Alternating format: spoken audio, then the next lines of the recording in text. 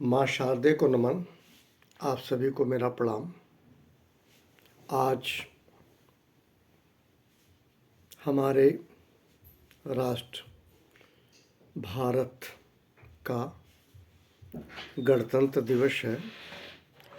ये 26 नवंबर 1949 को एडॉप्ट किया गया था कॉन्स्टिट्यूएंट असेंबली द्वारा, संविधान सभा द्वारा, और इसको हमारे भारत के प्रथम राष्ट्रपति डॉक्टर राजेंद्र प्रसाद जी 21 तोपों की सलामी 21 के साथ 26 जनवरी 1950 को लागू किया था, लागू हुआ था। मैं पुनः बता दूं, ये अडॉप्ट किया गया 26 नवंबर 1949 को, लेकिन हमारे देश में, भारत में, जिसको आप गणतंत्र दिवस कहते हैं, 26 जनवरी 1950 को सर्वप्रथम भारत के राष्ट्रपति जी घोषणा करते हैं राष्ट्रीय अवकाश और 21 तोपों की सलामी होती है, और उसी दिन से भारतीय संविधान लागू होता है। आप सभी को पता है 15 अगस्त 1947 को हमारा देश आज़ाद हुआ था, गुलामी से मुक्त हुआ था। उसके बाद इस तरह से हमारे राष्ट्रीय दो पर्व हैं भारत में, एक स्वतंत्रता दिवस, दूसरा गणतंत्र दिवस। आज जो है गणतंत्र दिवस है। छोटे छोटे बच्चे कंफ्यूज होते हैं, वो झंडा तो हाथ में उनके होता है, वो यूनिफॉर्म बेल ड्रेस्ड जाते हैं, अगर उनसे पूछा जाए तो आज क्या है तो कहते हैं देश आज़ाद हुआ था। ये बहुत सी छोटी सी एजुकेशनल बात है जो बच्चों को, हर बच्चों को जानना चाहिए।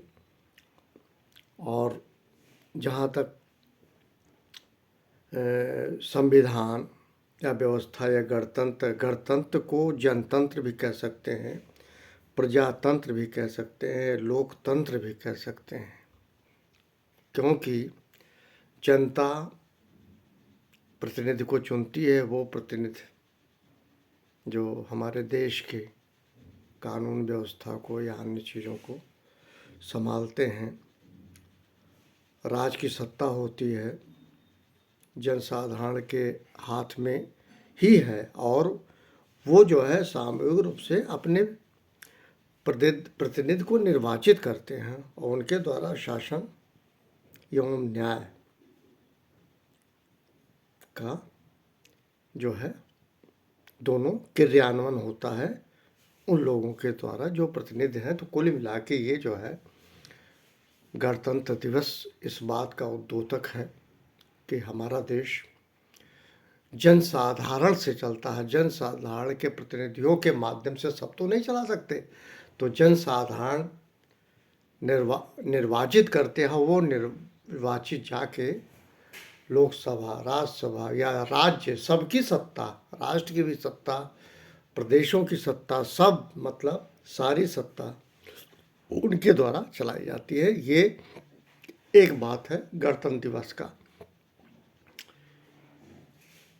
इससे ज़्यादा मैं नहीं कहूँगा। मैं सिर्फ इस बात को इसलिए कहना चाह रहा हूँ, बताना चाह रहा हूँ कि डेफिनेटली हम लोग जो है सेलिब्रेट तो करते हैं, लेकिन उसको मीनिंगफुल बना लेना चाहिए, बच्चों के दिमाग में होना चाहिए। सभी को पता है कि जो है ये देश परतंत्र था, दूसरे के अधीन था, अंग्रेज़ों की शासन की व्यवस्था में था। उनसे मुक्त हुए, उसके बाद जो है देश आज़ाद के बाद हमारा संविधान लागू हुआ। धन्य है ये राष्ट्र। संघर्षों के बाद राष्ट्र का उदय हो रहा है, समृद्धि हो रही है। अभी कुछ दिन पहले मर्यादा पुरुषोत्तम राम की प्राण प्रतिष्ठा की गई है, और कहीं भी पढ़ लीजिए, कितनी भी कहानी लोग छुपाएं, कितने भी इतिहासकार इस बात को घुमा दें, लेकिन ये सत्य से परे नहीं है कि मुगल के शासक औरंगजेब ने तहस नहस कर दिया था मंदिरों को। और आपको मुझे बहुत ज्ञान नहीं है, लेकिन मुझे एक चीज़ बिल्कुल समझ में आती है कि हमारे देश के जो मंदिर वगैरह थे वो काफ़ी धनवान थे, धनी थे। स्वर्ण आभूषणों से उनको किया गया था और हर मंदिर समृद्ध था। और शायद यही नियत रहा होगा। दो बातें मुझे लगता है औरंगजेब का। पहला, किसी पे विजय पाना है उसके धर्म को नष्ट करो, और मंदिरों पे आक्रमण करके उसका सब सारा सामान, सारा खजाना लूट लो। मैं कम्युनल बात नहीं कहूँगा, बिल्कुल नहीं कहूँगा, लेकिन आपने सुन रखा होगा मंदिर जहाँ स्थापित होते हैं यहाँ तक कि सोने चांदी हीरे जवाहरात से उनके मुकुट होते थे। तो कुल मिला के अगर भारत की पृष्ठभूमि पे देखा जाए, चाहे वो वाराणसी हो, मथुरा हो, अयोध्या हो, या जहाँ कहीं भी हो, मैं तो कहता हूँ मंदिर सदैव धनवान थे। और शायद ये एक कारण बहुत बड़ा रहा होगा कि लूट लो, सबको पता होगा। सोमनाथ मंदिर के बारे में भी पता होगा। मैं व्यक्ति का नाम लेके या किसी व्यक्ति का नाम लेके अपने को गिराना नहीं चाहता, लेकिन कहीं ना कहीं ये बात सही है कि सबसे ज़्यादा अगर भारत में धनवान थे तो मंदिर थे, और मंदिर पे सुख समृद्धि का उद्योतक था मंदिर। चूँकि आध्यात्मिक और तमाम चीज़ें वहाँ होती थी, तो उसमें वैभव रूपी मंदिर थे। वैभव जहाँ से लूट के लोग जो है कुछ भी करते थे, और उन्होंने नष्ट किया।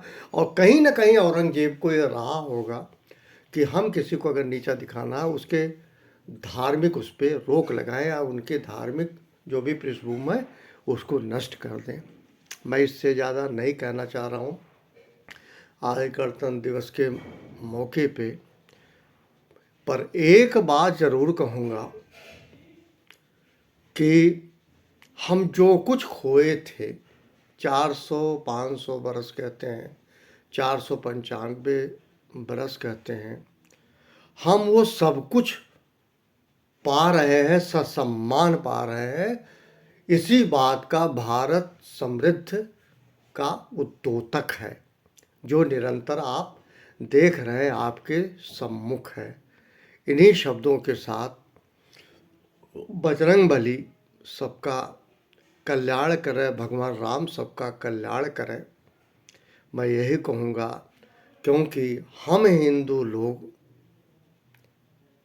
ये तो तय है, किसी के कहने और सुनने नहीं जाना है। लोग तरह तरह की बातें कहते हैं, लेकिन राम हमारे इष्ट देव थे, हमेशा थे, आज भी हैं और रहेंगे। ये तभी महसूस कर सकते हैं जब हम में छल कपट ना हो। मैं तो ये कहूँ, सबके तन में, मन में, सब में राम अगर उनको आप अपना ले, शायद आपका पूरा का पूरा क्लेश मिट जाएगा। वो आपके तरन तारन है, पालनहार है, और दुख को मैं कहता हूँ कम नहीं करते बल्कि ख़त्म कर देते हैं। आपको पता होगा हनुमान चालीसा में, श्री हनुमान चालीसा में आप पढ़ते होंगे उस व्यक्ति की महिमा, और वो व्यक्ति जो मर्यादा पुरुषोत्तम राम का सेवक था। इस सामंजस्य को, इससे ज़्यादा मैं आपको क्या बताऊं। इन्हीं शब्दों के साथ आप सभी को मेरा प्रणाम, हाथ जोड़ के नमन।